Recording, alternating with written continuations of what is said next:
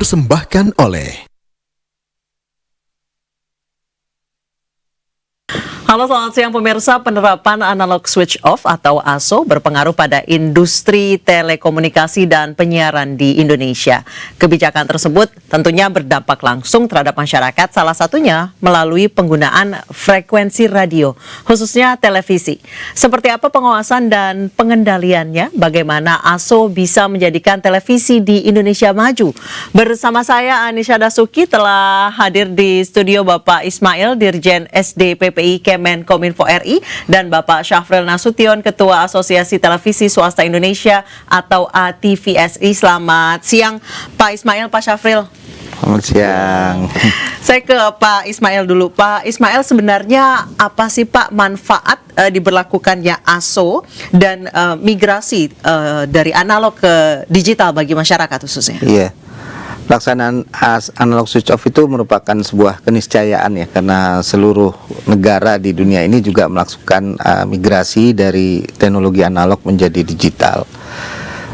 Manfaatnya banyak, masing-masing pihak punya mendapatkan manfaat. Masyarakat pertama akan menikmati televisi yang lebih jernih, lebih jelas gambarnya, lebih jernih suaranya, teknologinya lebih canggih, dan kemudian siaran-siarannya lebih bervariasi dan sebagainya. Jadi manfaat di masyarakat jelas juga.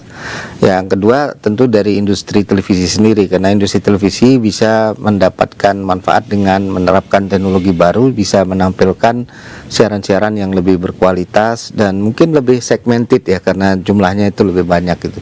Jadi siaran itu bisa khusus untuk pendidikan, untuk kesehatan dan seterusnya. Jadi lebih banyak opsi untuk masyarakat, banyak ya opsi untuk masyarakat. Tapi yang ketiga juga buat pemerintah ya, negara mendapatkan manfaat dengan migrasi analog ke digital ini. Terjadi penghematan spektrum frekuensi radio yang tadinya satu kanal itu dipakai satu perusahaan penyelenggara televisi, sekarang satu kanal itu bisa dipakai sampai 12 kalau standar SDTV ya, kalau menggunakan HD mungkin 5 atau 6 gitu. Jadi ada penghematan spektrum frekuensi yang nanti spektrum frekuensi radio ini bisa dimanfaatkan untuk industri telekomunikasi ya, mendorong hadirnya internet cepat di Indonesia gitu. Jadi cukup banyak manfaatnya, dari masing-masing pihak itu mendapatkan manfaat, Mbak Nisa. Baik, saya ke Pak Syafril. Pak Syafril, sebenarnya apa manfaat diberlakukannya analog switch off khususnya untuk televisi di Indonesia?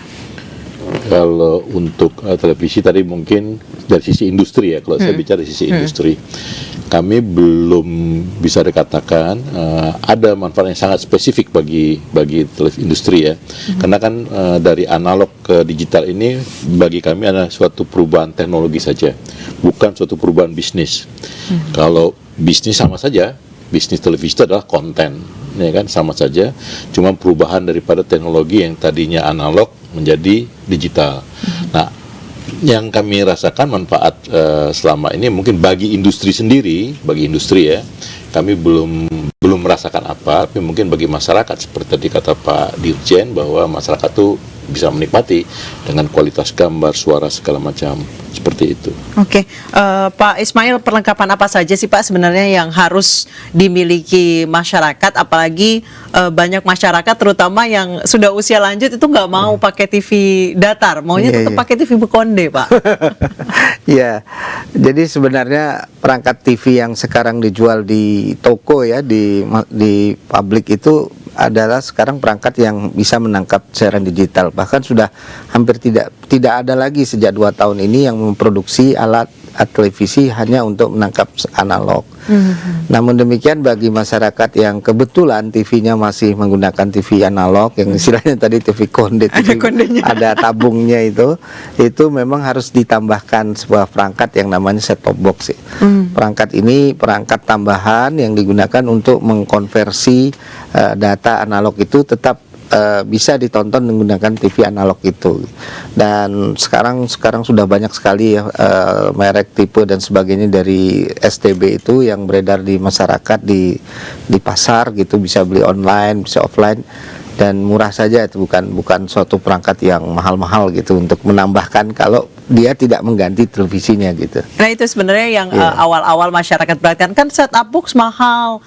Dulu mungkin iya, tapi Iya. sekarang sudah tidak ya Pak Iya, rupanya karena sudah iya. banyak mereknya. Ya, karena persaingan ya, supply and demand ya. Begitu demand supply-nya menambah terus, tentu harga akan menjadi turun gitu. Dan sekarang sudah stabil, saya rasakan kami memiliki data gitu, penjualan SCB itu sudah di kisaran 150.000, 200.000 di pelosok-pelosok tanah air bisa didapatkan. Kalau sulit di daerahnya bisa online juga karena ya bisa dibeli secara online gitu. Ya. Baik, saya kembali ke Pak Safril. Pak Safril tadi Pak Ismail menyebutkan bahwa ya ASO itu adalah sebuah keniscayaan karena semua negara di seluruh dunia itu sudah hampir semua beralih dari analog ke digital. Kalau menurut Bapak seberapa mendesaknya sih ini ASO diberlakukan di Indonesia?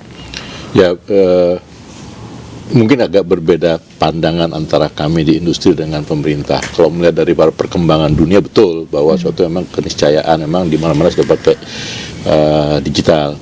Tapi waktu itu yang kami sayangkan penerapannya itu bisa dikatakan tanda kutip dipaksakan pada saat kita lagi terkena kondisi COVID pada saat itu. Ya, pada saat tahun 2021, 2022 di mana industri ini harus membangun infrastruktur. Itu kan tidak murah. Kami waktu itu ya, waktu awal itu diwajibkan tanggal 2 November 2021 harus seluruh kita sudah beralih ke ASO. Ya mau tidak mau, karena pemerintah ya kita coba mengikuti, sekalipun memang pada akhirnya memang ada kemunduran dikit ya. Tapi itu yang kita pikirkan bahwa pada saat iklan lagi turun, ya, TV ini kan hidupnya dari iklan. Yes. Iklan lagi turun karena COVID pada saat itu. Nah, kita harus membangun infrastruktur dengan yang jumlah begitu besar. Itu aja yang kami lihat pada saat itu. Kalau dilihat pada keterdesakannya, seperti tadi kata Pak Dirjen bahwa pemerintah punya kepentingan sendiri kan di sini. Nah, kami kan dari industri berbeda. Yang kami lakukan adalah bagaimana kami bisa melakukan hiburan kepada masyarakat melalui tayangan-tayangan tadi. Nah, tadi Pak Safril mengatakan bahwa ASO ini belum berpengaruh banyak secara bisnis, baru hanya perubahan di teknologi saja. Sejauh ini apa upaya televisi untuk supaya bisa memanfaatkan digital kanal ini yang banyak untuk memperlebar bisnisnya? Mungkin saya koreksi sedikit, nanti mungkin dikoreksi oleh Pak Ismail. Digital kanal itu nggak banyak, ya kan? Dibandingkan dengan jumlah televisi yang ada di Indonesia, malah kurang. Kalau digital kanal, karena jumlah televisi di Indonesia itu terbesar di Indonesia. Berapa Pak kalau boleh tahu? Seingat saya, yang kami ketahui itu ada sekitar 418 stasiun televisi se-Indonesia yang mempunyai IPP ya, mempunyai IPP. Izin penyiaran. Jadi sementara kalau kanal tadi kan memang dibatasi oleh pemerintah. Jadi ada satu MUK tadi hanya mendapatkan, katakanlah kalau dia dengan standar definition itu hanya 12. Kalau dia naik menjadi HD 6.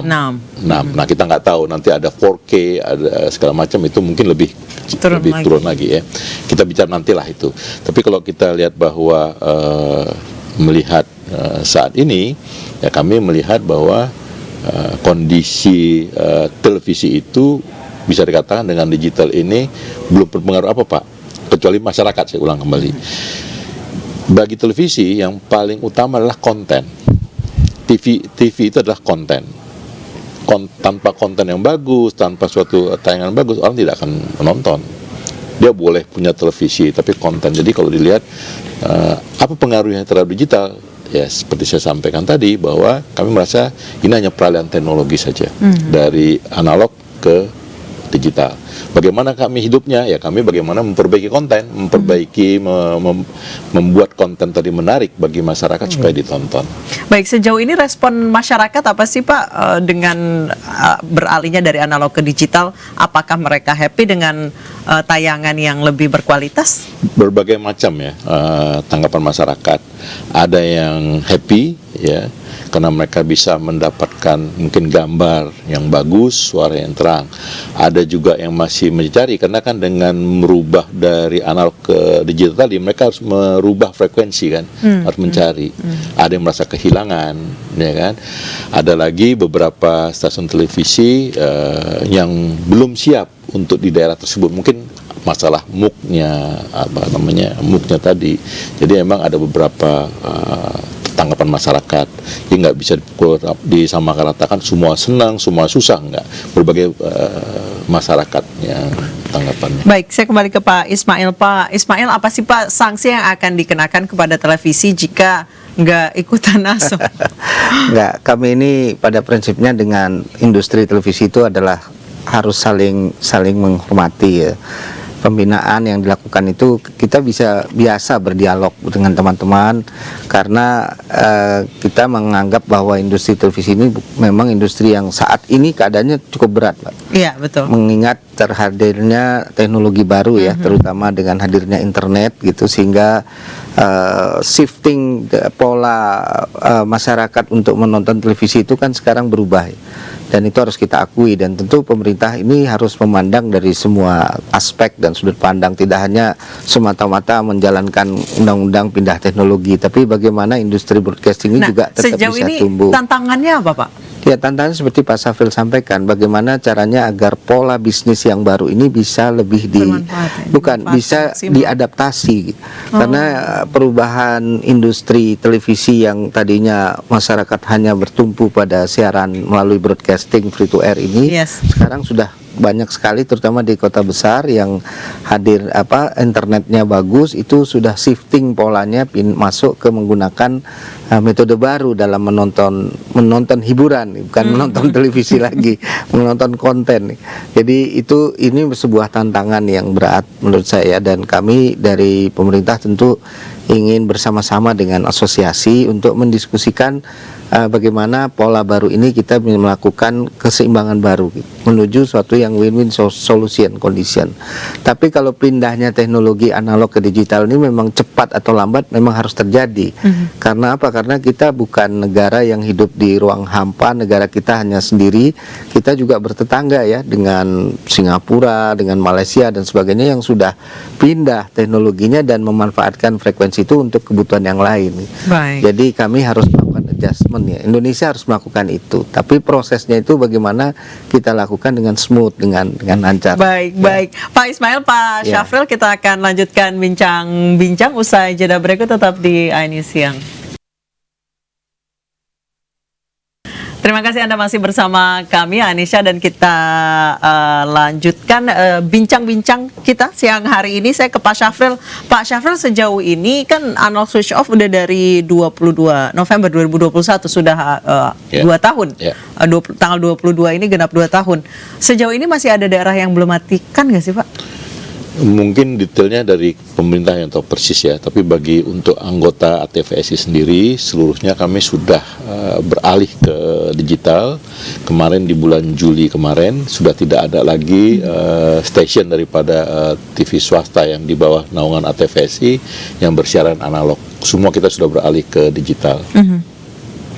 Baik.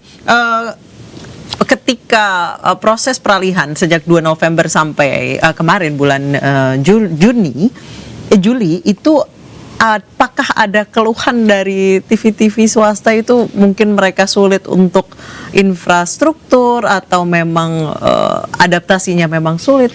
Ya pasti ada, itu pasti ada, terutama karena ini kan baru, teknologi baru, kita harus beralih. Cuma pasti ada beberapa hal yang tidak bisa langsung sempurna ya, penyesuaian. Kemudian agak sedikit samping bahwa TV ini kan seperti saya sampaikan itu hidup dari iklan. Iklan itu dari mana? Dari pengiklan itu dari mana? Melihat dari rating. Nah, akibatnya itu tadi karena mungkin belum masyarakat belum merata menontonnya, sehingga penyusunan rating tadi ya bukan bisa malah berantakan gitu. Bisa berantakan, sehingga pengiklan tadi kan melihat, wah ratingnya kok jadi turun, kenapa begini? Nah, pengaruhnya di situ memang. Jadi memang dalam transisi kemarin itu memang itu yang kami rasakan, di samping tadi bahwa memang saat ini kan kami masih terus nge-push kepada pemerintah dalam hal ini supaya TV tadi itu bisa disejajarkan dengan yang namanya industri media baru, OTT. Over the top, bukan operasi tangkap tangan, tapi over the top. Saat ini kan itu suatu hal yang tidak equal menurut kami. Kami terus menyuarakan kepada Komisi 1 di DPR, kemudian baik kepada pemerintah, supaya ini bisa equal. Karena dengan konsep bisnis yang hampir sama, tapi mendapat perbedaan atau perlakuan dari sisi aturan yang jauh berbeda. Nah ini yang kami dorong terus. Jadi sehingga harapan kami dengan peralihnya analog ke digital, kemudian kondisi sekarang orang sudah mulai menurun nonton televisi, ya harusnya kami dibantu dari sisi aturan sehingga tidak benar-benar semakin cepat matinya gitu. Nah gimana tuh Pak? Iya, Pak Safril memang selalu menyuarakan ya dari sisi industri, dan saya banyak belajar dari beliau bahwa memang ini suatu industri yang berkembang. Tapi yang namanya teknologi itu memang kehidupan kita ya. Di industri telekomunikasi juga sama. Kejadian ini juga terjadi gitu. Ketika pindah dari 2G ke 3G, 3G ke 4G, nah sekarang 4G ke 5G, itu lifetime dari infrastruktur telekomunikasi itu juga makin singkat, sehingga mereka harus struggle menghadapi perubahan-perubahan teknologi. Tapi bagi pemerintah yang penting itu kita bagaimana masyarakat bisa mendapat the best condition gitu. Itu yang kita selalu perjuangkan, dan aturan yang disampaikan oleh Pak Safril juga betul juga. Artinya memang harus ada balancing terhadap pengaturan-pengaturan sehingga terjadi fair competition gitu. Fair itu, adil itu bukan berarti sama ya, tapi proporsional sesuai dengan itu dia kebutuhan. Pak. Seperti apa tanggung jawab pengawasan dan pengelolaan frekuensi radio sendiri?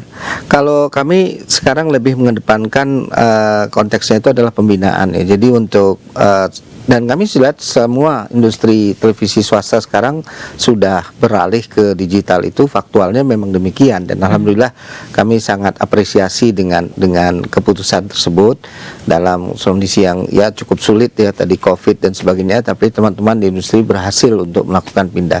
Dan namanya proses transisi ini kami sikapi dengan bijak ya. Jadi bukan pengawasan yang sifatnya pendekatan hukum atau penindakan seperti itu. Yang kita lakukan pengawasannya lebih pada proses pembinaan, dan alhamdulillah di lapangan berjalan dengan baik. Jadi sekarang sudah tidak kita temukan lagi adanya pihak televisi atau broadcasting station yang menyiarkan siaran analog. Sekarang fokus kita saya menganggap penting lihat ke depan, Mbak Prisca. Sekarang kita sudah masuk di era digital, bagaimana kita mempercepat migrasi teman-teman masyarakat dari viewer yang dulu analog itu sekarang semua pindah menonton digital. Nah, kuncinya satu memang adalah konten. Bagaimana teman-teman memproduksi konten yang menarik, yang memang ditunggu-tunggu oleh masyarakat.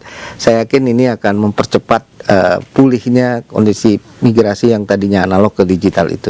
Tapi kami sudah melakukan penelitian ya. Jadi sekarang sudah di atas 90% rata-rata di tiap kota-kota besar itu sudah berpindah ke viewer atau penonton ke digital itu. Jadi sudah relatif aman lah, alhamdulillah gitu. Baik, Pak Syafril tadi Pak Ismail mengatakan pokoknya yang penting televisi adalah konten. Jadi insan televisi ini dituntut harus semakin kreatif. Selain tadi ada saingan OTT, streaming, juga dengan adanya digital ini kan stasiun televisi semakin banyak. Mungkin dulu hanya di lokal saja, sekarang sudah bisa dinikmati seluruh Indonesia. Seperti apa caranya supaya TV-TV swasta yang berdiri sejak lama ini menghadapi persaingan dari bukan hanya OTT, bukan hanya streaming, tapi ada siaran televisi baru? Tentunya seperti disampaikan, konten itu is the king di dalam televisi itu. Bagaimana dia bisa memberikan suatu informasi, suatu hiburan yang benar-benar dibutuhkan oleh masyarakat. Nah, kalau konten tadi itu memang baik, tentunya orang mau sebanyak apapun televisi, dia akan beralih kepada tidak akan beralih, maksud saya tidak akan beralih kepada TV lain. Kita lihat banyak TV yang dari pagi sampai malam hanya siarannya iklan, kan tidak ditonton orang juga, ya kan? Banyak seperti itu. Nah, jadi inilah konten yang kita lihat. Cuman sekarang masalahnya seperti saya sampaikan bahwa ada media baru kita sebut tadi, yang mana mereka ini tidak sama aturan dengan televisi. Sebagai contoh aja, kita lihat televisi itu aturan iklan itu diatur. Ya. Hanya boleh 15% dari total tayangan kita. Itu kalau di media baru kan tidak ada aturan. Tidak ada. Mengenai rokok, kita tuh punya aturan jam 9.30, 21.30 hanya sampai pada jam 5 pagi. Nah, ini sekarang kami di televisi lagi terus menyuarakan kepada pemerintah, ada rencana pemberatan pemerintah untuk menghapus iklan tadi. Nah, ini kan semakin berat bagi kita. Sementara di media baru, hal itu nggak ada. Dan mereka ini, kalau di televisi, kami itu diawasi oleh namanya KPI, Ya. Komisi Penyiaran Indonesia. Setiap tayangan televisi, setiap detiknya KPI itu memonitor, sehingga kita tidak bisa lari dari sana, lari dari sini. Di media baru itu tidak ada. Ya, itu kan menjadi persaingan. Kenapa? Pengiklan akan melihat, ditonton bagi milenial, bagi generasi Gen Z, bagi orang pun yang sudah berumur aja sekarang sudah menonton dari gadget. Sehingga pengiklan tadi melihat lebih milih untuk masang iklan di situ daripada di televisi yang punya batasan-batasan ya. Nah, inilah tadi yang saya sampaikan, sebenarnya bagaimana ini bisa televisi ini jangan sampai matinya mendadak, begitu ya. Di luar negeri memang televisi walaupun sudah ditinggal orang, tapi Indonesia tidak seperti itu, masih ditonton orang. Supaya bisa ditonton orang, kami juga minta bantuan lah kepada pemerintah. Bantulah, support lah kami supaya ada sisi aturan nih. Juga jangan sampai terjadi persaingan yang tidak fair. Tidak fair, setuju Pak. Itu. Baik, terakhir ke Pak Ismail. Pak Ismail, TV analog ini menggunakan frekuensi 700 MHz. Setelah ASO berlaku, apa frekuensi ini mau diapain, Pak? Iya, tadi saya bilang bahwa ini terjadi penghematan ya, pemanfaatan spektrum itu yang disebut dengan digital dividend. Jadi frekuensi di band 700 ini nanti akan direncanakan untuk dimanfaatkan untuk industri seluler ya, industri handphone seluler, agar masyarakat bisa menikmati jalur yang lebih berkualitas, khususnya 5G ya. Ini dalam waktu dekat frekuensi tersebut nanti akan kita rilis untuk mendorong peningkatan internet di Indonesia dengan kecepatan tinggi gitu. Baik, terima kasih banyak Pak Ismail, terima kasih banyak Pak Syafril. Pemirsa, demikian dialog singkat kami terkait pengawasan dan pengendalian frekuensi radio terhadap industri telekomunikasi dan penyiaran di Indonesia pasca pemberlakuan ASO atau analog switch off. Terima kasih kepada Bapak Ismail, Direktur Jenderal Sumber Daya dan Perangkat Pos dan Informatika Kementerian Komunikasi dan Informatika, serta Bapak Syafril Nasution selaku Ketua TVSI yang telah bersedia meluangkan waktunya untuk berdiskusi pada hari ini. Usai jeda kita akan ada informasi menarik lainnya. Tetap bersama kami di iNews Siang.